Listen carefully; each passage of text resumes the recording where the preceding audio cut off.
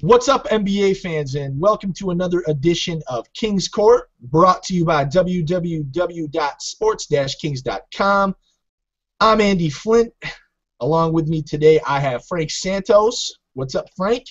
Just want to make a long overdue shout out to the creator of Yoga Pants. If you ever see me in public, drinks are on me all day, every day. Next, we got Michael Prosser. How's it going, Michael? Good morning, Internet! Shout out to all the young people who do not understand that Robin Williams reference. Yeah. I don't have anything clever to say because I'm still kind of reeling over Frank's Yoga Pants reference. So, it's the NBA playoffs. We've had some great action. I mean, I do want to shout out the NBA playoffs for giving me, like, the best first round that I can actually remember in my mind. I've been going through these archives and this old mind of mine, and I can't really think of a better first round that I really had the pleasure to comprehend. Without further ado, we'll jump right into the first games of the second round, and that was the Wizards and Pacers. We'll start there. The other game was the Clippers and the Thunder. Let's go to the East Coast. Wizards-Clippers. The Wizards take game one, and the worst part is I'm not even surprised by it. I don't know about you guys, but I have the Wizards winning in 6. Yeah, we'll go to you first, Frank. What are you thinking about last night's game? What are your takeaways? I also had the Wizards in 6, and after last night, I think I wasn't giving the Wizards enough credit. I think it might be Wizards in 5. I mean, the Pacers, I'm just waiting 20 years from now when we have a 30 for 30 on them and we find out what's the reason for this collapse, because I think that we're going to find out there's something behind this that we don't know, whether it's being kept indoors or whatever. I mean, obviously, I don't have sources. I'm not one of these people that act like I have sources that I don't have. But just from observations, I think shout out to Chris Broussard. Yeah, I think the loss of Danny Granger is a lot bigger than anybody really gave it credit for. Because I feel like Danny Granger was their pops. You know what I mean? Like, he was like that parent that, like, when they say, "Hey, you better." You wait until your dad gets home and he's gonna deal with it. I feel like Danny Granger was that guy on this team. And now that he's gone, like, everything's just chaos. The Wizards are incredibly impressive. Bradley Beal, shout out to Jason Whitney. He was texting me all night last night about Bradley Beal's game, and I was like, yeah, I know. I'm sure he was. He's good. I still think it's John Wall's team. I think the team goes as John Wall goes. They have so many weapons. They can score in so many ways. And I said on a previous podcast that Andy and I do over with the fellas at War Room Sports that Trevor Ariza was going to be the X factor and the key to this series, and he played extremely well last night, and if he plays like that, they'll win every game that Trevor Ariza plays like that. So if he plays 4 of those in a row, they're going to sweep. And Trevor Ariza had 22 points last night. He does a lot of things well. He can shoot the 3. He can go to the basket. I mean, the guy's athletic as well. Michael, your thoughts of or takeaways from last night's, 102-96 victory for the Washington Wizards? Yeah, I think that's what it was, 102. It wasn't even that close. and it wasn't even that close. First off, since we're passing around shout out to Frank Vogel and the entire Indiana Pacers squad for giving me included the biggest middle finger they could think of, coming back from that, pulling themselves out of what we thought were the depths of hell and beating Atlanta in 7, which is something that they should have done in 4. But, good for them. They did it. Woohoo. And I was under the impression that this Indiana team was going to be like that I think it was the 08 Celtics that beat the Hawks in 7 and then rolled to the NBA Finals and ended up winning that year. But apparently that's not the case. I don't know if you guys saw John Wall last night, but he kind of hosted his own block party last night, looking like Dave Chappelle in that movie that he had. So yeah, shout out to John Wall. I'm waiting for the dance to come back, man. I mean, I'm waiting for that. Don't John Wall, if you're listening, I know you're watching. Don't Dougie. No, don't Dougie. Bring back the John Wall. But this is I kind of feel like this is one of those things that the Wizards have to win this quickly. Like, they have to win it in 5, or they have to win it in 6. Because if you leave Indiana hanging around like Atlanta did, Atlanta obviously didn't really have that killer instinct. Washington has to have this killer instinct, because as we've seen, you leave Indiana hanging around, they might come back and bite you in the ass. This is still a talented team. Somewhere in there is some talent. Paul George is, obviously speaking for himself right now. I guess we keep forgetting that this team is the number one seed in the Eastern Conference. Should they be? I don't know now, but I mean it's very possible. I would rather see Washington win this just because I feel like it would be a better thing for Washington than Indiana. I mean, Indiana's kind of like that team right now where we're waiting for them to happen. Washington is happening right now. To Michael's point a little bit, I can kind of agree with that. I think you don't want to go 7 games. That's the last thing you want to do. If you go 7 games with the Pacers, you then have to go win on the road. I don't really like most teams trying to win a Game 7 on the road, let alone a young team who really hasn't been there before. But to keep on the pace of the shout-outs, I want to shout out Paul George. 17 shot attempts, 18 points, 42 minutes of play. I mean, that's really the biggest thing to me is like Paul George is not Paul George, the Paul George of before the All-Star break. Roy Hibbert, real quick shout-out to Roy Hibbert. His playoff stats right now are 4.6 points per game and 3.3 rebounds. Just when we thought 6.6 of his regular season average wasn't enough for a 7-footer on the glass, he's going to go cut that in half and start putting up Brook Lopez numbers. Sorry, Frank. 35% field goal percentage for Roy Hibbert, and he looks like a big baby. Like, that guy is crying constantly on the bench. And I feel like this thing kind of came down like a house of cards. I do like what Frank said about Danny Granger. Who would have thought that? I mean, it's hello. When he left, Danny Granger since day one. When he left, there was no possible way in my head that affected that team in a negative light. But it's done something, and I don't think Hibbert. When you're not scoring the basketball, you can't yell at your teammates. I don't think, for one. We've talked about this before. And another guy is David West. Like, where's David West's leadership? Like, that was one of his biggest things, I thought, for this team, was the fact that West could. I remember last year during the playoffs, they won the game. I think it was against the Heat. They won one of the games, and like they were celebrating out on the court, the Pacers players. And David West was like shaking his head, grabbing guys, pushing them towards the tunnel, like, get off the court, get out of here, act like you've been here before. And that's not happening anymore. I think David West is having his Danny Glover lethal weapon moment. He's like, yo, I'm too old for this, man. But I think, more technically what we're seeing on the court is exactly what Andy said. It's that if Paul George is not a 25-point scorer, like, this Pacers team can't score. Like, they need Paul George to be that superstar. They need him to be, efficient, have a KD-type night, where you go 12 for 17 from the floor and you got 25, 30 points. Because unlike the Thunder, even if KD scores 15 points, the Thunder can still put up 110 because Westbrook can score. They have guys that can put the ball in the bucket. But it's it. Paul George is the scorer on the Indiana Pacers team, and if he can't score, they're not going to win. That's it. Let's go to the next series, the Clippers and the Thunder. But real quick before we do, I'm gonna point out, to me, what was the biggest part of the loss last night was the fact that the Washington Wizards had 36 defensive rebounds, and the Indiana Pacers had 36 total rebounds. It was a 53-36 rebound battle in favor of Washington. Wow. Let's go to the Clippers and Thunder. This to me was another exciting series coming up. I thought. I mean, we just saw both teams go to Game 7 with the Grizzlies and with the Golden State Warriors. These West battles are great. And then the Clippers are going to come out and steal home court, 122-105. I mean, and it almost seems like the Thunder are. It's a different matchup. Obviously, the Grizzlies are more of a defensive team, while the Clippers are obviously a run-and-gun offense. They'll beat you up that way. But I think we're still seeing some of the same problems here from Oklahoma City. We'll go to you first, Michael. What's your takeaway from last night? Well, I mean, I kind of thought that just reading up on everything and hearing you guys chat about it, I unfortunately was not able to catch the game, too busy with schedule and whatnot. But it seems like that there's a nasty hangover going on. I mean, that Grizzlies series was physical.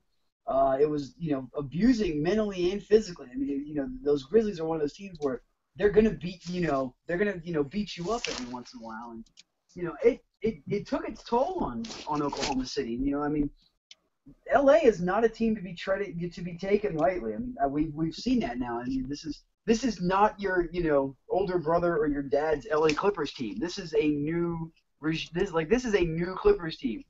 You might as well throw like the fact that they drafted this guy named Michael Olowokandi out the window. Like that never happened. Like that doesn't even exist anymore.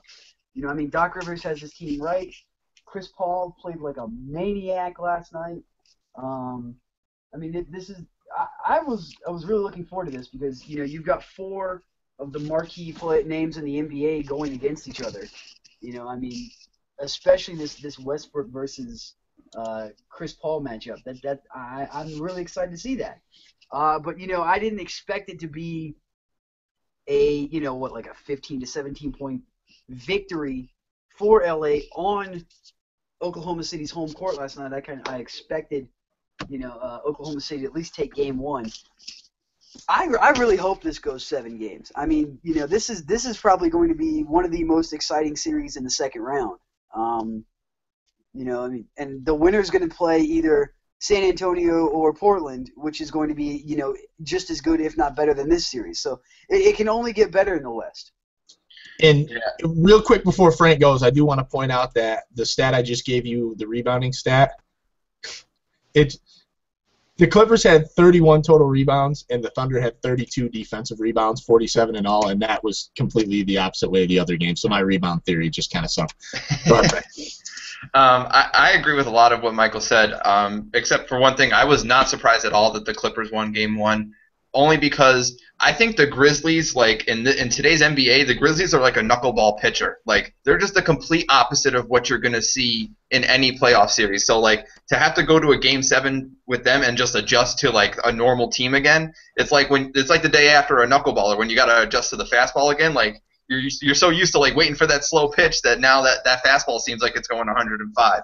So like with the Clippers, you know, the Warriors and the Thunder are very similar teams as far as style of play, the way they like to run it up the court. So for the Clippers, it wasn't a huge adjustment. They're just going right back into Game 1 the way they were playing, you know, the past 2 weeks. Now the Thunder had to adjust, and I don't think they could adjust. Plus, Chris Paul is just the best point guard. If you don't think Chris Paul is the best point guard in the NBA, I don't ever want to discuss basketball with you. You just don't even deserve my time of day, and just get out of here because Chris Paul is a beast. And I too think it will go 7. I think the Thunder will adjust. I think this series is gonna be very up and down. I said it before the series started that this is gonna be the most competitive series in the second round and possibly in the playoffs, to be honest. You know, as we go on. So my preseason pick to win the West of the Clippers and my change because I flip-flopped. I kind of piggybacked off what Frank said at the beginning of the Memphis OKC series. You know, he made an analogy that the Thunder were kind of like UConn. If they can get past that first round, they can win it all. I don't know that I necessarily agreed with that at first, but it kind of made more sense to me as it rolled on. And I don't think it's as much what the Grizzlies did that's carrying over. I think it's the Thunder. I think they're having issues. We talked about how the ball their offense is stagnant, the ball stops, it clings. And that's fine in the regular season, but it's not great for playoff basketball. And if you look at what they did last night, they kind of played like they were still playing Memphis. I know, Frank, you said you didn't catch the entirety of the game. I fell asleep in the fourth quarter. They really didn't. They didn't look like they were playing the Clippers because you have to look a certain way to play the Clippers. Because obviously we saw OKC was the best rebounding team in the playoffs going into last night. And they had to be against the Memphis Grizzlies. I mean, that's quite obvious. The Grizzlies are good at rebounding the basketball. OKC had to be better. And they were. But it seems like that stat I just dropped, they beat them 47-31 in rebounding, and it didn't seem to matter. Like the Clippers. But Chris Paul, I mean, this game's kind of an anomaly. Chris Paul was 8 of 9 from three-point range. He took over. 8 of 9. How do you shoot 8 of 9 from three-point range when your forte isn't even three-point shooting? It kind of reminds me, he played 28 minutes, too, had 32 points, 10 assists. If you guys remember a couple of years ago, it might have been 3 years ago, Chris Paul, first round with the New Orleans Hornets against the Lakers, and they lost that, but Chris Paul was, like, killing those guys insane for, like, 3 straight games. He was, like, trying to do it all by himself. Yeah, people forget that Chris Paul, because he's an unselfish guy, he's a passer, he likes to play defense. People don't realize, like, if you haven't watched enough Chris Paul, that guy can get you 35 points when he wants to. Like, he's that good of a player. I'm endorsing, just like Frank, best point guard in the NBA. It's not even close. You guys that think James Harden's the 3rd best player in the league, go take a nap.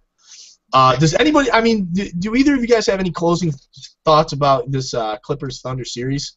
I just have one closing thought. I think the Thunder definitely will bounce back. I think Kevin Durant is going to have a monster series because he's going to find out that like they don't have a Tony Allen on their team. Like they don't have a guy that's going to be sticking to them. Matt Barnes is a good defender, but he's nowhere near the kind of defender that the Grizzlies were throwing at him. And I think once he finds out how much room he really has, he's going to heat up quick.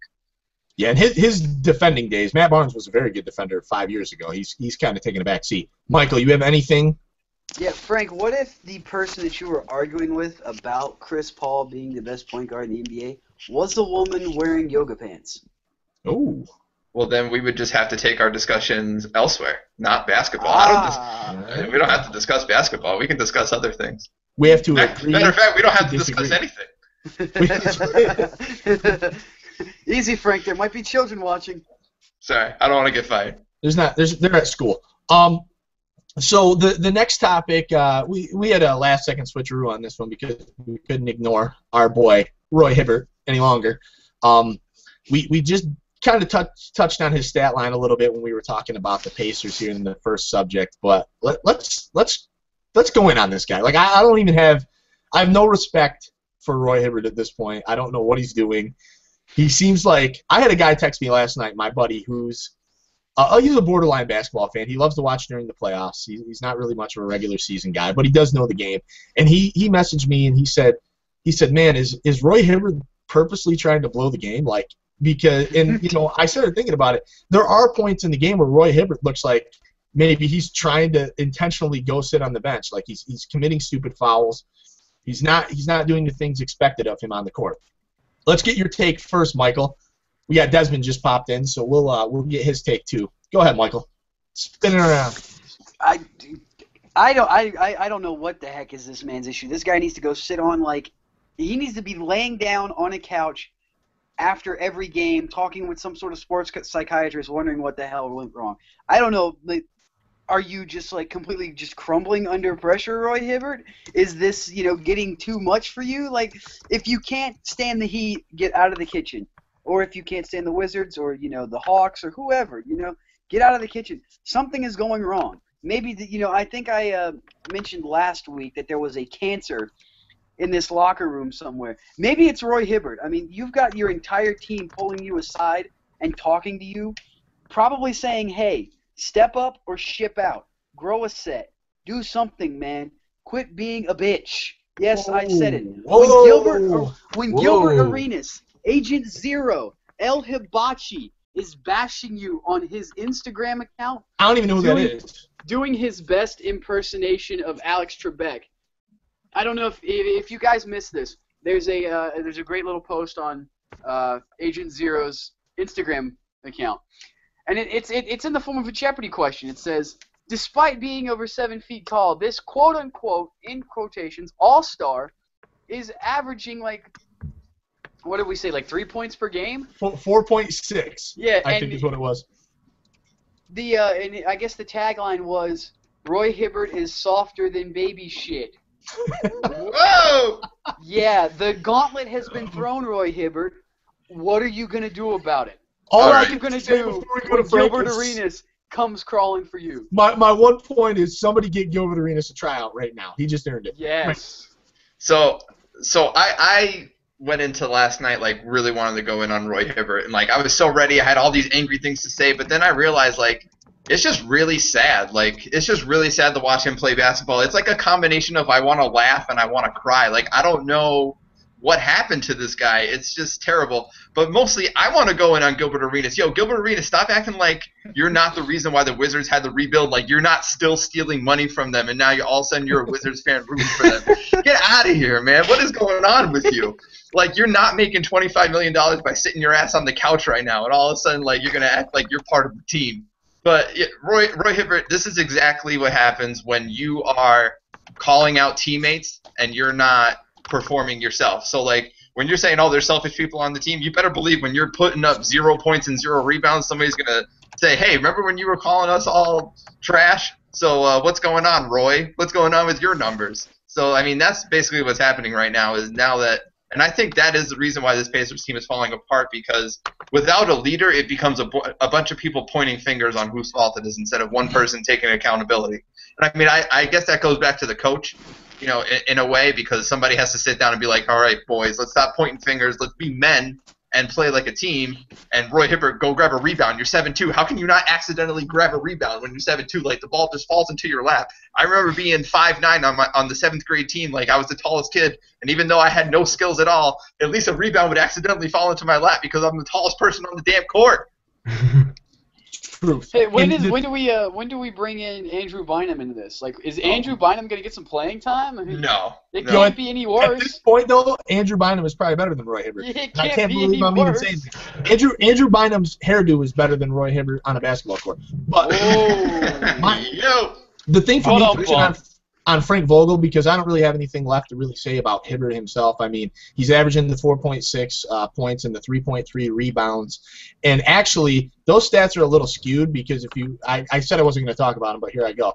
But if you look at his last 5 games, he had 6 points, 0 points, 0 points, 13 points, and 0 points. So that 4.6 is kind of riding on a 13-point output in one of those games, marred by all the 0 points. But Frank Vogel, Frank, you brought him up. I think the problem with Vogel is he's not the right coach to mentor a young team. I think he was the right coach when the team was playing like they were a bunch of veterans. I think he's the right guy for that kind of team. I think you could throw Vogel on a team with a bunch of veterans that it's ready to win, and he could coach the hell out of them. But I think this team, where you have to teach these guys how to be men, and it's a learning process, I don't know. A name that was brought up to me last night that I don't think will happen, but it's worth talking about, was Tom Izzo. I know he says he's staying at Michigan State, but, I mean, it's not too far away. I thought you were going to say Stan Van Gundy, because for some reason, any open job or possible open job, everybody wants Stan Van Gundy to coach, even though the guy hasn't coached in like 10 years. Jeff Van Gundy, you're talking. No, I'm talking about Stan. It seems like Stan Van Gundy hasn't coached in 10 years. I don't think he's ready to coach again, and I like Stan too, but I think Stan's another one of those guys who I don't think you can throw him at a bunch of young guys, because he's going to be like, Paul George, what are you doing? Pass the ball! Pass the ball, Paul George! But that's a great Stan Van Gundy. That was spot on. I do want you need a guy, and I think if anybody could possibly sell a guy like Tom Izzo, perhaps, I think Larry Bird's a good salesman, but it seems slim. That's kind of ironic. A new coach. I think they need a guy who can kind of come in and mold these young guys and speak to them. With Jason Kidd, bring him in there, but. Please tell me somebody else saw the irony of Larry Bird selling something to Tom Izzo.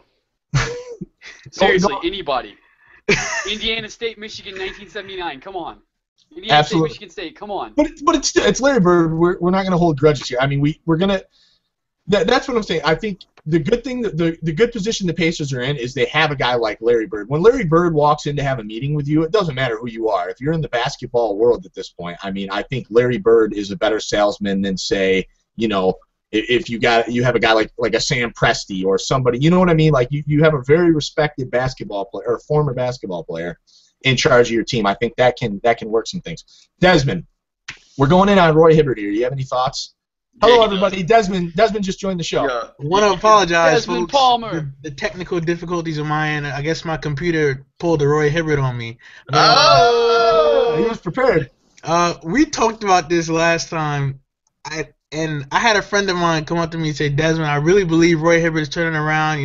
The Game 7 he had, he's really going to show up against the Wizards. I'm looking at this guy like, what are you saying? Do you not understand what is going to happen? And sure enough, this guy finished the night with more fouls than points, rebounds, and assists. He had 3 assists. Combined, he had 5 fouls and just 3 assists. The rest of his stat line was goose eggs. The fact of the matter is, like we said, one of these days at the end of the playoffs, Roy Hibbert is going to take off that mask, and Kwame Brown is going to have his tongue sticking out, going, "I got you," because he has been. There's no other way to put it. He's been horrible. He's been horrendous. And with the reports of him being pulled aside by David West and Rajul Butler, those were the reports.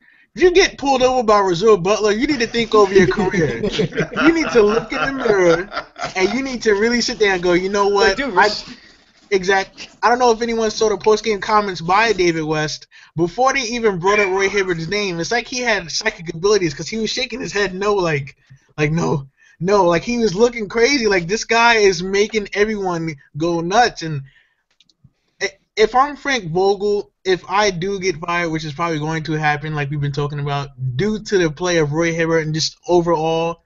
I might send a little basketball hit on Roy Hibbert next time I play him if I'm the opposing coach. I might send someone to give him a little technical foul there, or maybe even a flagrant 2, because it's just getting out of control. You see, Desmond's assuming that Roy Hibbert's still going to be in the league next year, though. To actually, yeah, I don't know. He might be in a WWE. That's what all. If I'm Vogel, the WNBA. If I'm Vogel, I'm gunning for that Memphis Grizzlies job, and I'm getting Zebo to punch him. Yo, you guys should have seen a Josh McRoberts flying elbow. Like this. You guys should have seen. Yo, Desmond was going in on Roy Hibbert last night on Twitter. Yo, Desmond had all the. Yo, he was memeing him to death. I had this thing. Mean bucket. I was like, when you're 7'2" and 260-pound Roy Hibbert, people expect you to rebound. When you don't rebound, you suck.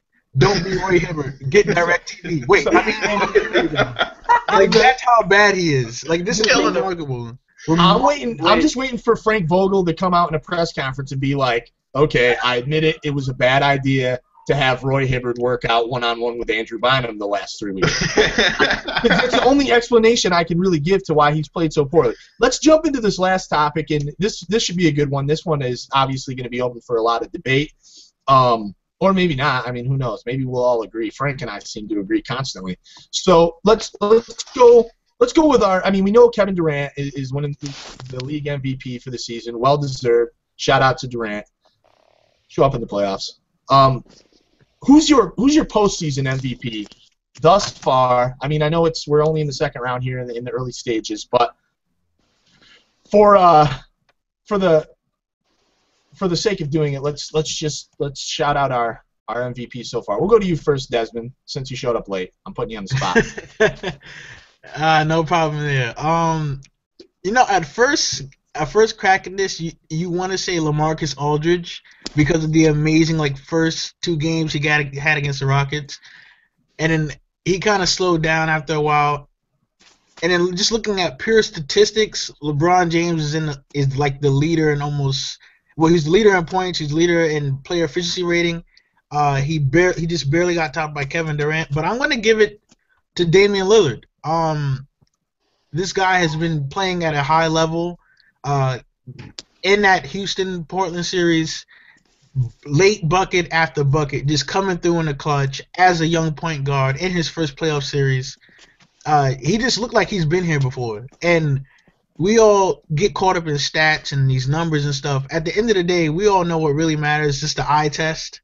And what we've seen from Damian Lillard has been MVP-like basketball. So he's been leading his team. After LaMarcus Aldridge's outburst of the 2 40-something point games, he kind of slowed down, and it was Dame that stepped up and was like, all right, you started it off. Let me finish it off now. He never really gave the Rockets any chance to breathe at all, and it was – the prime example of that was the Game 6 game-winning three-pointer. So Damian Lillard would be the postseason MVP for me right now. Frank. I also gave it to Damian Lillard. I thought about LaMarcus Aldridge, but the one name I really thought of, but it couldn't happen because of the way the series played out. If Kevin Durant continued to struggle the way he did through all 7 games of that series and the Grizzlies won, I would have gave the grindfather Tony Allen the MVP of the playoffs so far. If you can affect the MVP like that and make him a pedestrian, then you deserve my MVP. But KD was KD in Game 6 and 7, so that went out the window, and the Grizzlies kind of fell apart late. So I also gave it to Damian Lillard. I mean, he's got the stats, he's got the highlights, he's got the game winner, Damian Lillard. Michael Prauser. I'll tell you who it's not going to be, Roy Hibbert. But whoa! Yeah. Okay. Now that that's over with, I had to do that. That was just too good to pass up. The door was wide open. I've been thinking about all this. For some odd reason, I want to give it to Chris Paul. I want to give it to Chris Paul, especially after last night. His 8 of 9. So far, that factors. That plays. That really does. Playing through the hamstring as well. That's big. Plus, when he was able to, along with the entire Clippers organization, amid controversy, rise above that, continue to play and be successful. And, Chris Paul is being a leader right now. Not only is he, like Desmond said, playing through a hamstring injury, which is showing people, hey, Chris Paul can man up and play through this. My, knee issue, whatever, isn't a problem. I'm going to play through it. Mm-hmm. He's showing up at the right time.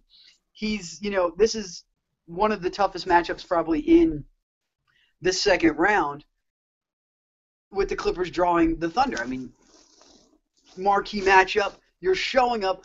I also thought about giving it to Bradley Beal just because of all the good that Bradley Beal has done for this Washington Wizards team. Yes, I agree with you, Frank. It is still John Wall's team. But, Bradley Beal has been playing amazing. I mean, he's been fantastic. He's rising to the occasion in the playoffs. But I got to give it to somebody who's been there before, who's done this time and time again, and who, honestly has never really had the opportunities until recently to show how good he has been in the playoffs because he always played in New Orleans. I mean, the guy came out of Wake Forest. Aside from Tim Duncan and Jeff Teague, Al-Farouq Aminu, name me somebody else that has come out of Wake Forest. Just name 14 Don't people. worry, I'll wait. I didn't even know Al-Farouq Aminu came out of Wake Forest. So I don't even know how to spell. I can't even spell Al-Farouq Aminu. But yeah, Chris Paul is my playoff MVP right now. Okay, so I obviously thought I was going to go with Chris Paul too early on. I mean, because I was counting the game last night. I mean, he made 8. He was fantastic. It was out of control.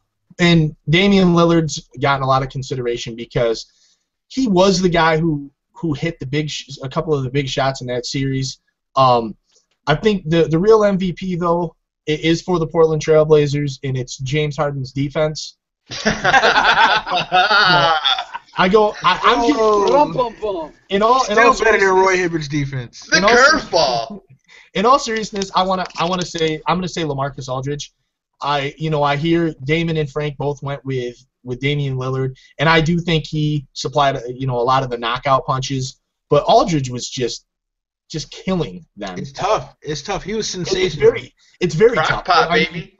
The thing for me is like, personally, does Damian Lillard get the chances to win those games if LaMarcus Aldridge didn't put in the work the whole for 35 minutes that he was on the court? And that's the thing for me. What matters more? Is it the guy who closes it or the guy who set him up to close it the entire time?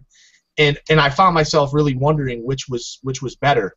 So you guys kind of made it easy for me because I was trying to be a little different, I guess.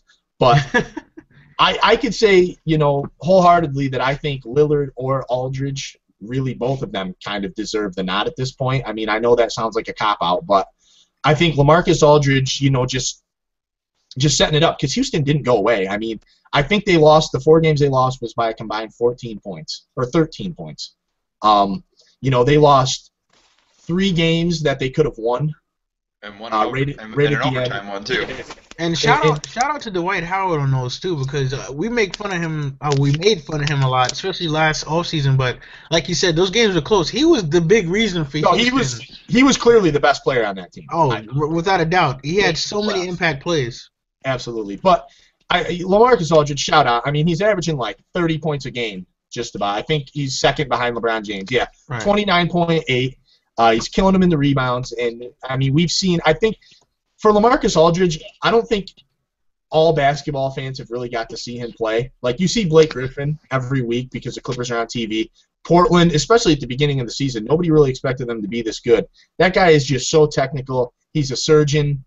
He gets his shot. He can get to the rack. I respect. LaMarcus Crockpot Aldridge. That's what we call him because he slow cooks him. Yeah, slow cooks you. It's and ridiculous. his perimeter game, it lulls you to sleep because he's so tall and lanky that you don't really think a big guy like that's going to have the stroke other than Dirk Nowitzki. But he can really put on a shot as quick and as smooth as anyone. Yeah, he's stepped it up. Not only in the playoffs, but this season in general. I mean, the guy's had a fantastic season. I'm looking forward to seeing more. This has been a phenomenal playoff series. Real quick before we get out of here, let's get a couple of predictions for tonight's game. We have Portland at San Antonio, obviously, and then we have the Brooklyn Frank Santoses at Miami Heat. Let's get your quick picks. Who do you think's going to take game one and set the tone, Michael? Personally, since I picked San Antonio winning the West, I gotta say San Antonio comes out and wins game one because I try not to flip flop. Sorry, no, but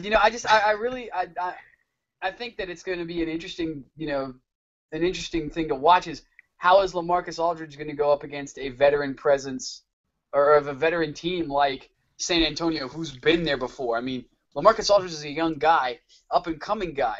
But this is a veteran San Antonio team who have done this, it seems like, year in and year out, so they know how to stop these guys. How is LaMarcus Aldridge going to be any different? And, okay, so who's your pick for the East? As much as I want the Nets to win this series, I really do, because I hate the Heat. I loathe the Heat. And you should move to New York State then. I'm okay right here, thanks. But I have this feeling that the rest was just exactly what the doctor ordered for Dwayne Wade, and that he's going to kind of find his way back into this. I mean, he's never going to be the Dwayne Wade of old. I really hope the Nets take this series, but I have to give the Heat game one. Game one, okay. So he's got the Spurs and the Heat. Frank. I'm going to give my predictions really quick because Michael Prosser is like a girl shop and he can't do anything quick.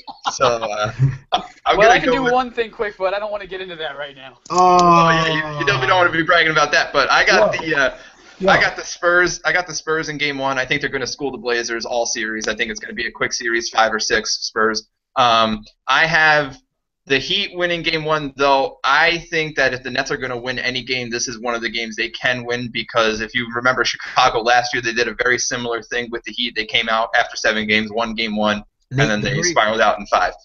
But I got the Heat. I got the Heat and the Spurs. All right, so that leaves us to you, Desmond. Damon, jeez. Good God. Shout out to Damon, by the way. We haven't seen Damon in a while. Desmond. Your picks for the first game. I'm gonna go with the Portland Trailblazers in the first for the first game in this series. Yes, they're young, but LaMarcus Aldridge has been in this league for a while now. He's played Tim Duncan. He's been schooled by Tim Duncan already. It's about time he grows up and plays big boy basketball, which he has been in the playoffs. And Damian Lillard, I think Tony Parker had some trouble against the perimeter game of the Mavericks. I think Damian Lillard could do a lot of the things Jose Calderon couldn't. So we're going to see a very good point guard matchup. It's not going to be easy, but I think it's going to be one of the more exciting close finishes we'll see in the postseason so far. And with Heat Nets, I agree with Michael. I'll cover this team. Quite frankly, health is just what the doctor ordered. LeBron James came out and said to the media he was kind of frustrated that they never got a chance to be fully healthy when they faced the Nets. Kind of a cop-out, and I sat back and I was like, they beat you, so just take it with a grain of salt. Yes. But the fact of the matter is, Dwayne Wade didn't really play in any of those games. And when you have a healthy Dwayne Wade, or at least a 90% Dwayne Wade, it does wonders for your team. But you can never count Brooklyn out just for the simple fact that Paul Pierce and Kevin Garnett are the true rivals of LeBron James and Dwayne Wade, and they always somehow make it tough. So I'm going to make that's going to be a close finish as well, but I'm going to go with the Heat in that one at home.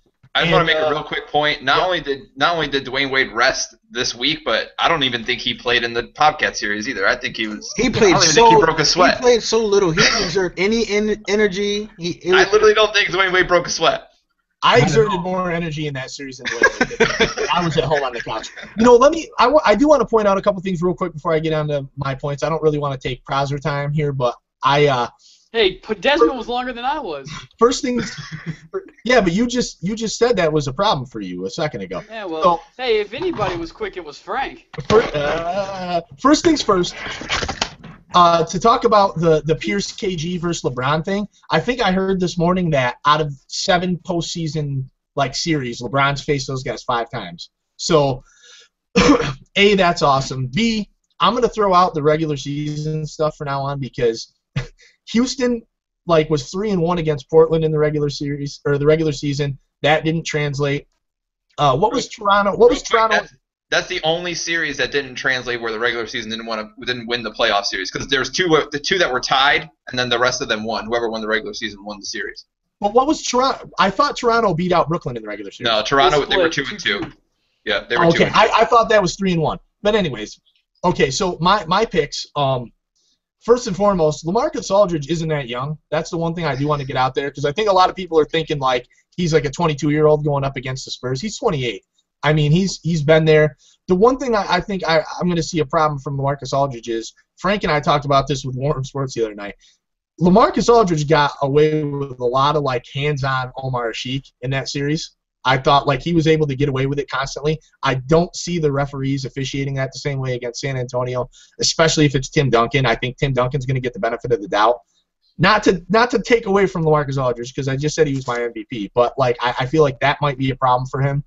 So I have San Antonio winning that series. I have them taking game one. I think they'll defend home court. I am being Michael now. Damn, I can't stop talking here. The bottom line with Portland that scares me is they gave up more points per game than the Houston Rockets did in the series they won. I mean, it wasn't by a lot. It was like 112 points a game they gave up to Houston, and Houston gave up 111.7. So that's a problem for me. You can't give up 112 against the Spurs. You're going to lose. As far as the East series goes, and fortunately enough, I don't have a lot to say about this, I think that the Miami Heat take game one.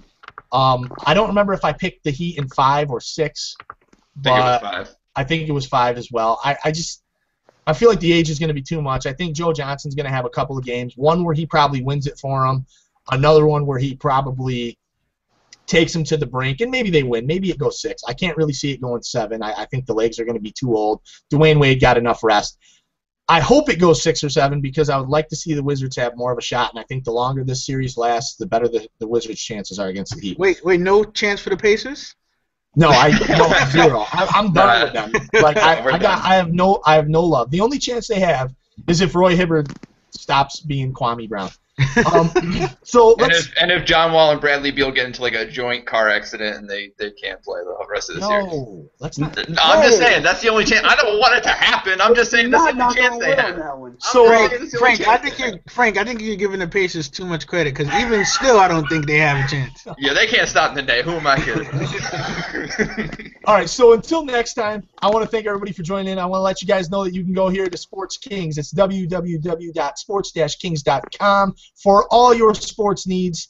You know, since you're here on our YouTube page, subscribe, leave us some comments, and tell your friends because if you're getting this great sports information, so do they. I mean, they need to be here too. On behalf of myself, Michael Prowser, Frank Santos, Desmond Palmer, and everybody else at SK Nation, have a great week, and thank you for tuning in.